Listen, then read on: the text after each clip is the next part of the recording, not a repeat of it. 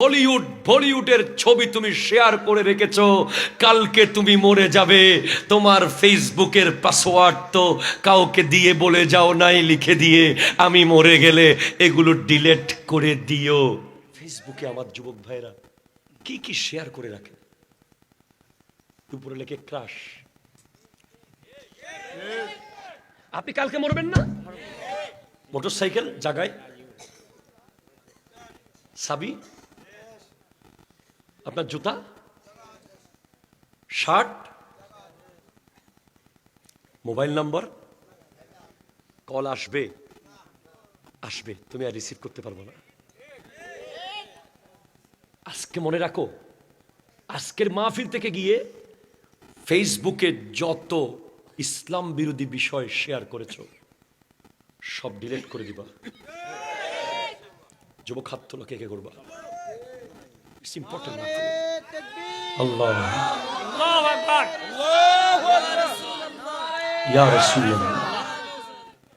আমার সাথে ওয়াদা করলে কি হবে? আর আমি কে? আমি কেউ না। ওয়াদা আল্লাহর সাথে করো।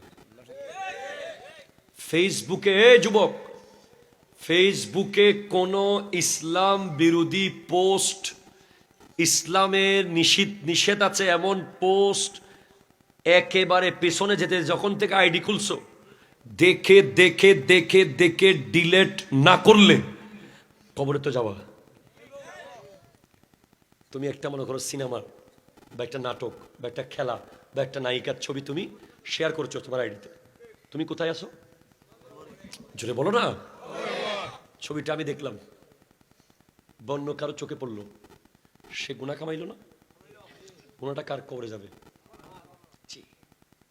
আর তুমি একটা হাদিস শেয়ার করেছো, একটা কোরআন শরীফের আয়াত লিখেছো ফেসবুকে, শুধু কিছু লিখতে না পারো আলহামদুলিল্লাহ লিখেছো, কেউ দেখার সাথে সাথে তার অটোমেটিক আলহামদুলিল্লাহ। আমাদের দেশে একটা হুজুর আছে না, প্রায় সময় নায়িকাদেরকে পরিচয় করাই দেয়,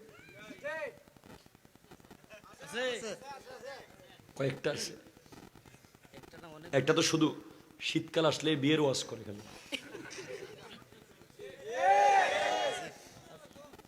আছে না?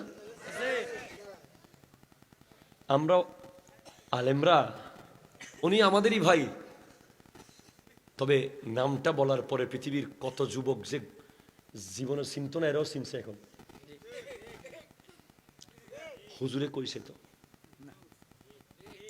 কইছে কে?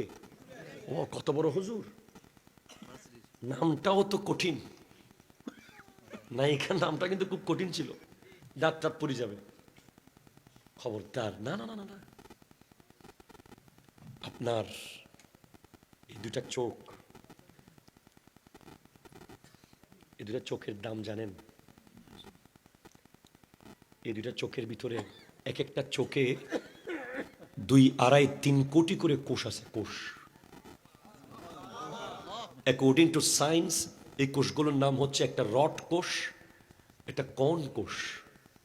যার চোখে রড কোষ আছে সে রাতে দেখবে, যার চোখে কর্ন কোষ আছে সে দিনে দেখবে, যার রড কোষ কম সে রাত কানা হয়ে যাবে। আপনি এই চোখ দিয়ে কি দেখেছেন? আপনাকে চোখ কেন দেওয়া হয়েছে? নায়িকাকে দেখার জন্য না, আপনাকে চোখ বেগানা নারী দেখার জন্য দেওয়া হয় নাই। আপনাকে চোখ দেওয়া হয়েছে এই চোখকে 2টা জাত দেখার জন্য, প্রস্তুত করার জন্য চোখগুলো দেওয়া হয়েছে। একটা হলো কবরে গেলে নবী দেখবেন, আর জান্নাতে আল্লাহকে দেখবেন।